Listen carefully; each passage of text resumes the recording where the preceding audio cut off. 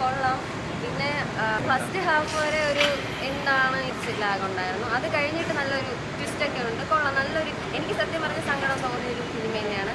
അയ്യോ അങ്ങനെയല്ല, സിനിമ കണ്ടപ്പോൾ നമ്മുടെ ഒരു സങ്കടം ഉണ്ടല്ലോ, ആ സങ്കടം കൊള്ളാം.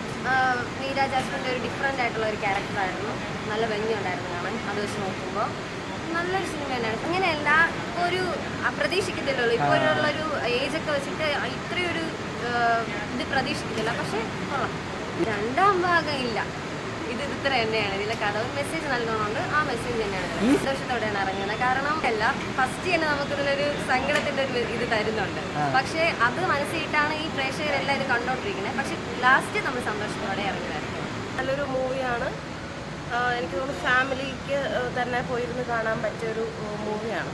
ചെറിയൊരു ഇൻസിഡൻറ്റ് ജീവിതത്തിൽ ഉണ്ടാകുന്നതാണ്.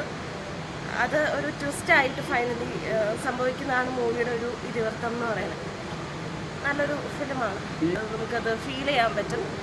പുള്ളിക്കാരി ഒരു ഫിലിം ഫീൽഡിൽ കൊണ്ടുവന്നിട്ടുള്ള ഒരുപാട് നല്ല ചിത്രങ്ങളുണ്ട്. അത് നമ്മുടെ മനസ്സിൽ തന്നെ ഉണ്ട്.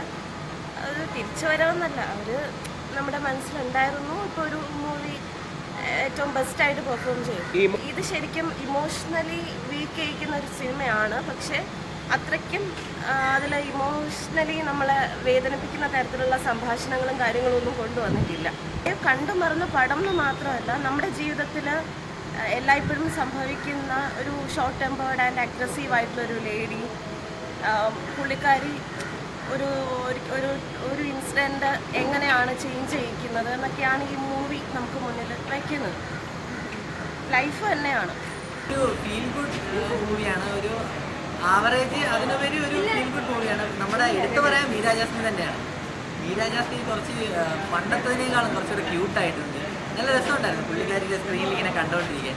വേറൊരു കാര്യം എന്ന് വെച്ചാൽ, പുള്ളിക്കാരി സ്ക്രീനിൽ വരുമ്പോൾ നമുക്ക് പണ്ട് മലയാള ഫിലിം ഇൻഡസ്ട്രിയിൽ ഉണ്ടായിരുന്ന ഒരുപാട് നായികമാരുടെ ഒരു മുഖച്ഛായ തോന്നും പുള്ളിക്ക്. കാരണം പുള്ളി അത്രയ്ക്ക് ക്യൂട്ടായി വെല്ലോസ് ചെയ്തിട്ടുണ്ട്. നല്ല രസമുണ്ട്. കോമഡിയൊക്കെ ഹാൻഡിൽ ചെയ്യണ ഒരു രീതി അച്ഛൻ്റെ അമ്മയൊക്കെ സിനിമ കണ്ടാൽ അറിയാം.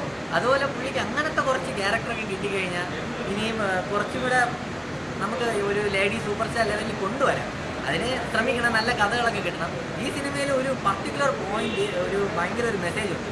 ആ ഒരു സാധനം ഡയറക്ടർ മനസ്സിലിട്ടിട്ട്, സത്യം പറഞ്ഞാൽ ആ ഒരു പോയിന്റ് മനസ്സിൽ കണ്ടായിരിക്കും ഈ സിനിമയ്ക്ക് കഥ തന്നെ.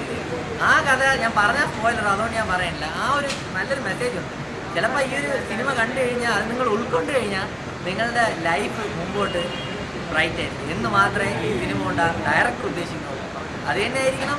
കാണുന്നവർക്ക് ഇത് എത്രത്തോളം കണക്ട് ആവുമെന്ന് അറിഞ്ഞൂടാ. എന്നാലും ഫീൽ ഗുഡാണ്, നമുക്ക് കണ്ടിരിക്കാം.